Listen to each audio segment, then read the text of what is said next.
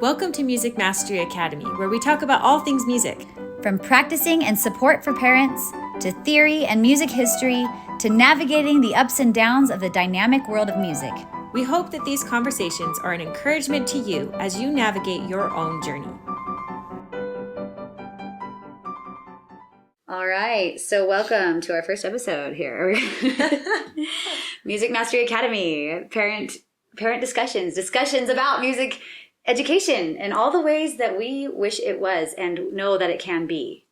I'm selling fluff. There's this kind of speaking called, I don't know, it's like very distinct and clear gibberish, and it's called something speak. It's like a language. I don't know. Anyway, right. We should come up with some of that. Okay, so today we're going to I guess I'm Amber. I'm Jen. Yep, we love to talk about music theory. We love to talk about teaching. We love to share our experiences as parents and teachers about the ins and outs and the ups and downs and the challenges of making this all work, because it is an investment. That's right. Music is an investment. It is invested in a lot of time and energy, and it really, there's so many ways to make it better, I think. Right. So, Amber, before we get started into the topic that we want to talk about today, why don't we introduce ourselves? Okay. Yeah, that's great. Why don't you go first? Okay. Thanks for volunteering. Thanks. So I'm Jen. I am a pianist. I'm a trained concert pianist. I went to school for it.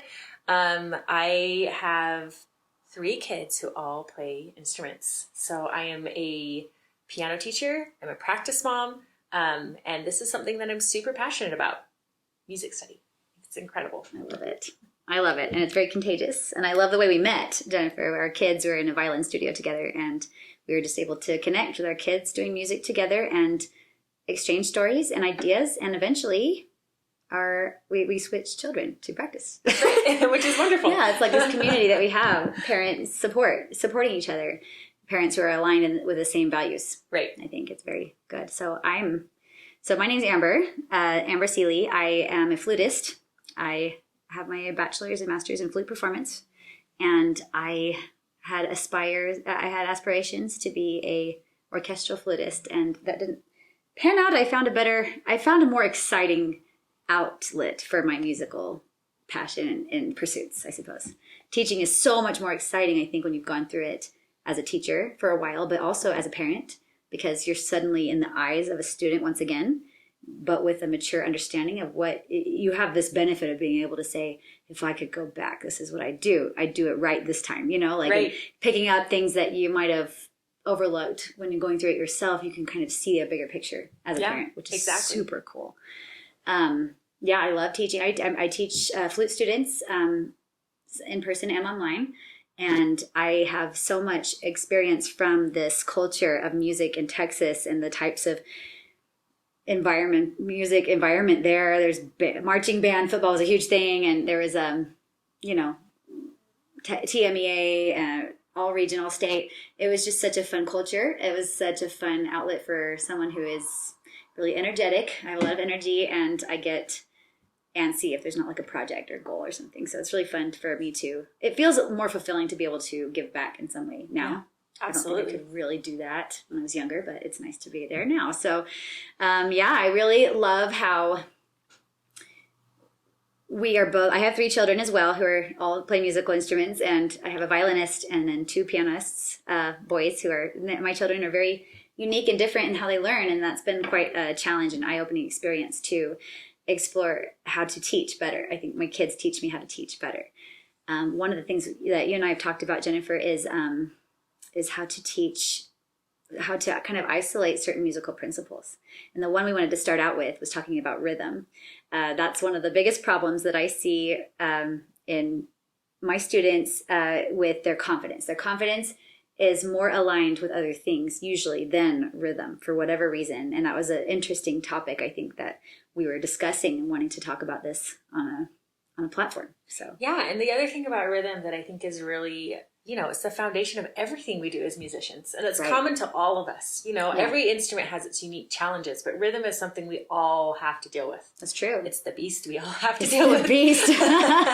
Yeah. Well, and it's multi subject. Like it's not just in music, but in dance, I think it's huge. Right. Or And a lot of things, I think it's a psychological benefit to have a sense of time and sound and space, sound and time, I guess, sound and time, sound, time and space, I guess. I think there's some alignment there that when it makes sense, it just kind of feels like something has clicked. It's like a aha, arrival. It's very satisfying to understand time and space and meter, time and sound. I guess. Rhythm. What would you call rhythm? What is rhythm? How would you define it? It's kind of like an abstract term.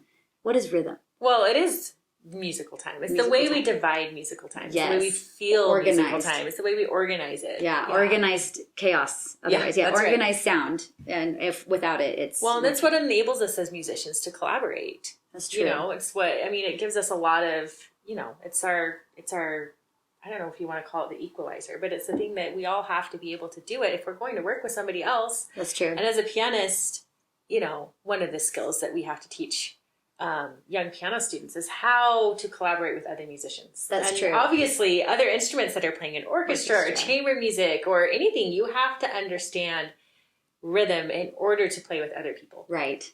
That's true. It is alike unto language in the sense language is to social experiences as humans as rhythm is to music. So in the same way that language connects us with other people, rhythm connects musicians together. That's right. I like that. That's interesting. Yeah, that's awesome. See, this live conversation is way better than what we could have written, right? All right, so I'll start with some questions that I have for you. If you could go back to when we talked about going back as a parent, but if you could go back in time, knowing what you know now and still holding what you know now, going back to your experiences, learning music for the first time as a child, what would you do differently or what would you change and why? So my journey to becoming a musician was a little bit atypical. I was given the opportunity to take piano lessons as a very young child. My mom told me that I started lessons in kindergarten, so I was probably 5 or 6 years old, but I didn't take lessons for very long, probably only 6 months to a year. And at that point, my mother, who had taken piano lessons her entire childhood, was like, well, I can probably teach you well enough on my own. And the way my mom taught me piano lessons was I was incredibly self-motivated. I really wanted to learn. And so she handed me a book. Usually they were her old books that she had learned out of as a child, which was fun. And I went through and I kind of taught myself the piece. And then every once in a while, my mom would check in. And sometimes I would have a question and I would talk to her about things. But for the most part, I kind of was self-taught. I kind of taught myself how to play, which, incredible. For a long time. I didn't take formal lessons until I was in 5th or 6th grade. So it was a very long amount of time. And I loved the piano. I would practice, independently on my own. My mom wasn't having to ask me to do anything. But one of the problems that I ran into at a very young age, I remember I was probably 7, very young, and I heard somebody play the piano. And obviously they were a musician or a person that I had admired a lot, and they played beautifully, but with a lot of rubato. And if you don't know what rubato is, rubato is a dangerous thing. It is. It's messing up on purpose. That's right. So, and pieces can call for rubato. Rubato, I like to tell my students that it's kind of like you're pulling taffy. It's like you stretch the rhythm a little bit. You can stretch the length or the beats.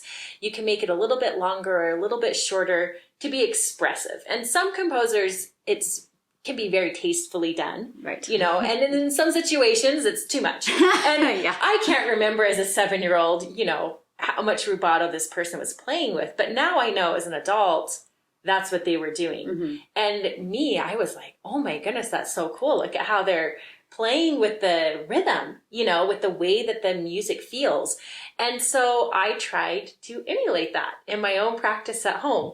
And all of a sudden, what started to happen is, if you let rubato go unchecked, you stop being able to feel the beat. Interesting. And that's exactly what happened to me. And so when I started formal piano lessons, I went to a piano teacher who just lived down the road from me. She was wonderful. And she tried so hard to get me to play with the metronome. And I said no. I was pretty stubborn and strong-willed. I goodness. was like, I've taught myself until this point. I feel like I'm doing pretty well. Yeah. I don't need to add that metronome. So pish posh. I was probably a very trying student. And, you know, so she was very kind and gracious and did her best with me. Mm-hmm. And I made quite a bit of progress, but I had no ability to sense the beat. I had lost that through my years of being self-taught. And I remember once in 7th grade, I was in a choir class and we were given this assignment to compose a piece as a group and to pick instruments. There were like rhythm instruments and some people were singing. It was like a small group of 4 people.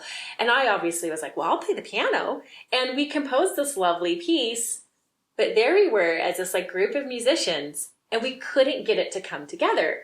And the teacher came over and he was like, well, you're not playing in time. And I was like, yes, I am. I'm not the problem here. And, you know, I had no idea because to me it sounded right. And he would turn on a metronome and I couldn't play with it. I couldn't do it. And our group didn't ever really come together because Right. I was the weak link. I was the weak link that didn't understand how to fill the beat appropriately. And finally, when I was in 8th grade, I had a university professor that accepted me as a student. And the first thing she did was make me learn how to play with the metronome. And I remember it was months. And she would have her college students come and work with me. And my sweet older brother tried to work with me and I just yelled at him. And there were a lot of tears and a lot of crying. And she had assigned me a Mozart sonata. And Mozart has to be played with the metronome. Yes. You have to feel the beat. That like classical style really needs that organization.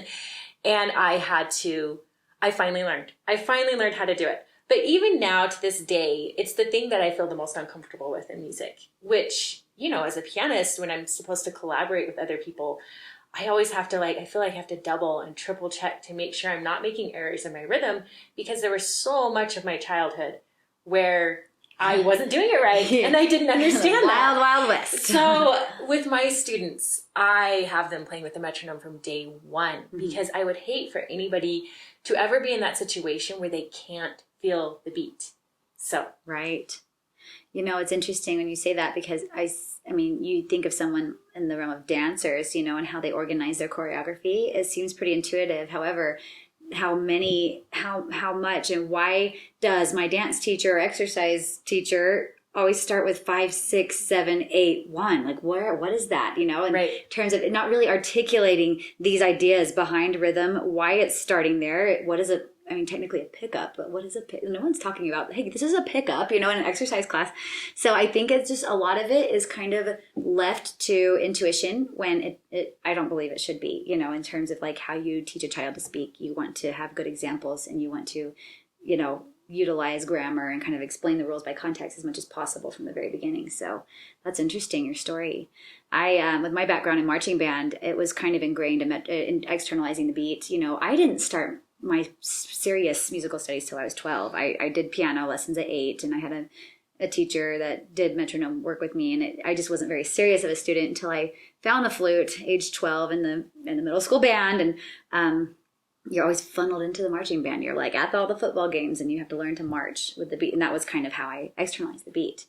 But I will say that sight reading has always been a huge strength of mine because of that, and I don't know how I would have been as a pianist if I took it more seriously, but it was something that I don't know. With that, it really did become a strength. I have other, you know, certain weaknesses, but that is something that it really did yield some benefit.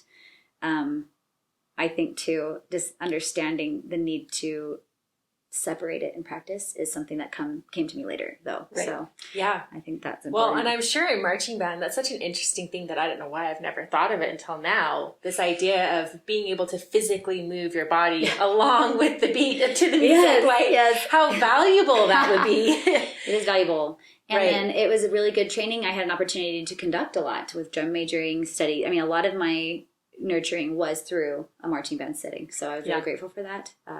Not something I would probably go back and be excited about doing again. But I mean, it just proved to be so valuable. Right. So, but it's interesting because I think the way that we approach a new piece of repertoire, the way we see musical study, it seems like many people have this goal to start a new piece of music with their teacher. They're so excited to learn this piece of repertoire that they've heard before other performers, or a pop song that they've heard on the radio. And like pop is one of those things that I absolutely think is very difficult to play and dissect the rhythm if you're not doing it by your ear. Absolutely. Every pop song that has ever been played on any instrument or voice is typically learned by repeating back, or right. oral tradition rather. If I were to take a pop song that I've never heard before and to look at the music and how it's rhythmically notated, it'd be very difficult for me to figure out.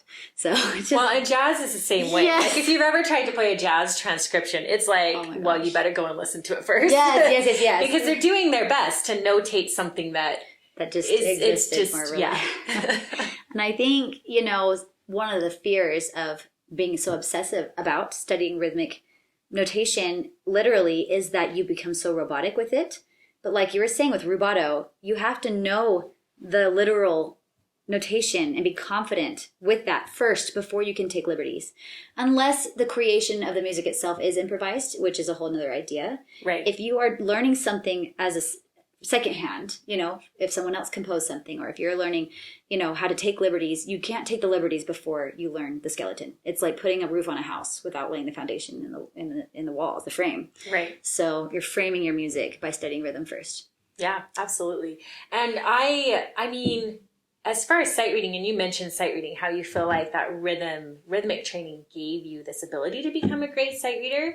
I remember in my university coursework, one of our keyboard skills classes, we had to sight read a slow movement. It was usually a Haydn sonata, a slow movement of a Haydn sonata every single class.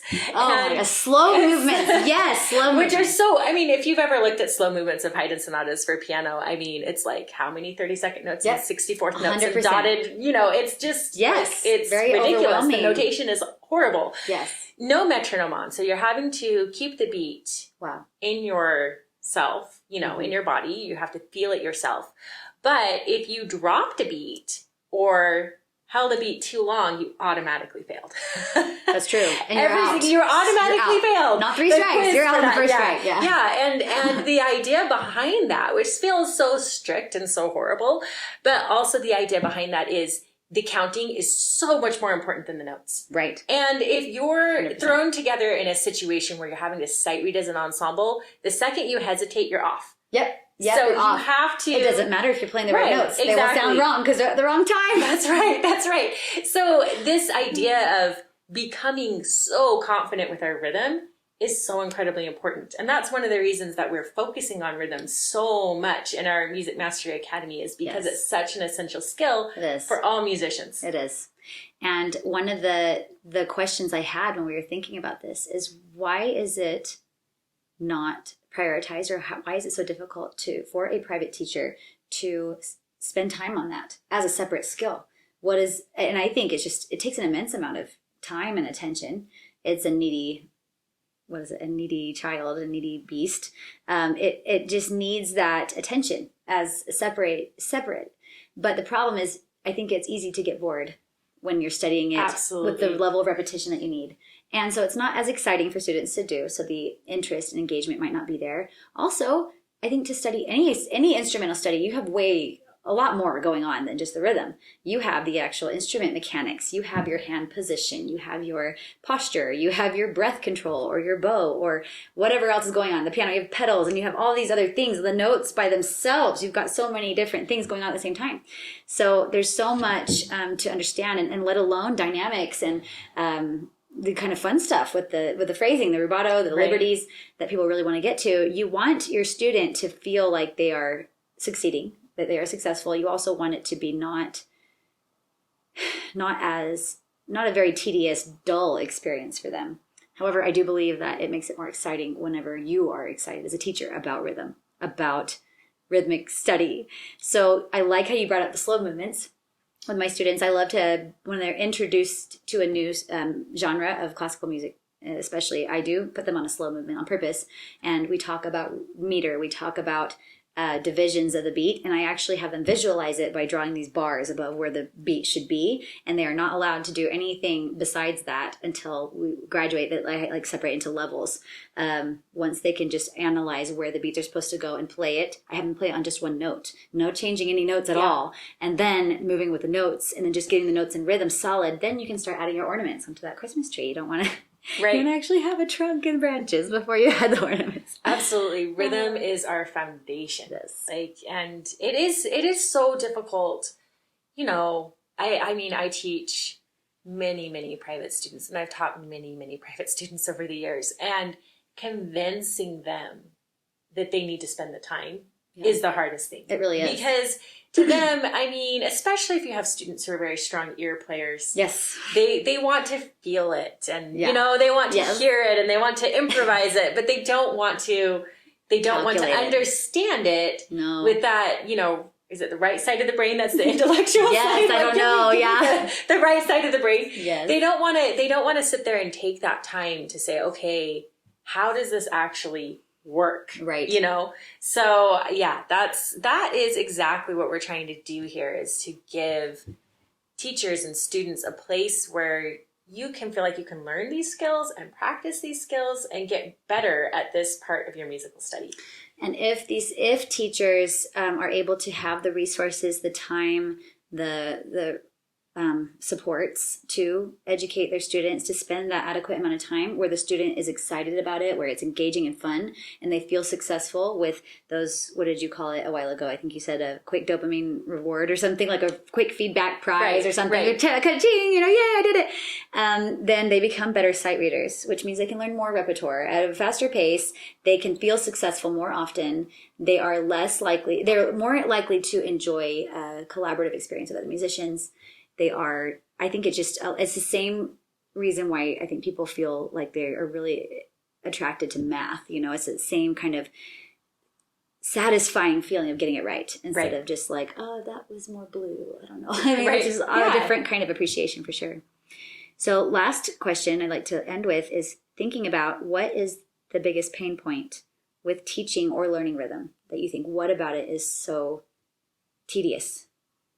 I think part of it, I think every student is different. And for some students, like for one of my children, they can understand the math really easily. Like they understand, they can look at a note and say, that gets 1.5 beats, and they get that. But then when they have to actually apply it, the applied knowledge, that's where things get really difficult. That's right, yes. So there's a big difference between understanding, like looking at a note and saying, okay, I understand. I don't need to practice that. Right, exactly. And then actually being able to practically apply that, because we're changing tempos, we're changing time signatures, we're changing the way that beat is felt, like that note is felt. If we're in 6/8 time, a dotted quarter feels completely different than it's in 3/4 time. Exactly, yes. And so understanding like all of those nuances, I think that's where a lot of students get caught up. They do. Yeah, agreed. And I think that putting it together, understanding the need to practice something that you intellectually understand, but to take it to a deeper level of visceral understanding, then the need to spend time on it, kind of like you would a second language, just spending time listening to the language. You're like, I've already heard Spanish before. I don't need to listen. I don't need to spend time on it. This idea that you're never mastered it, that you always have to continually immerse yourself with the surrounding of it, of the practice of it. And the practicing can be fun. There's fun ways to do it. That's one thing I really love about our direction with Music Mastery Academy, is that the approach is to take something that's so fundamental and foundational and take away the chore nature of it and make it a game. And if it is a game, also communicate. Don't just play the game. Play the game every day. Play the game as part of who you are. Think about it and be able to withstand variations of it with immense confidence, just like you would of reading if you've mastered reading. So that's one thing I really love, and I'm so excited about this project. Absolutely. Me too. All right. Well, I hope that everybody got to think of some other ideas on how to make rhythmic education, rhythmic teaching, and rhythmic learning more enjoyable. Yeah, absolutely. All right. We'll see you next time. Bye. Bye.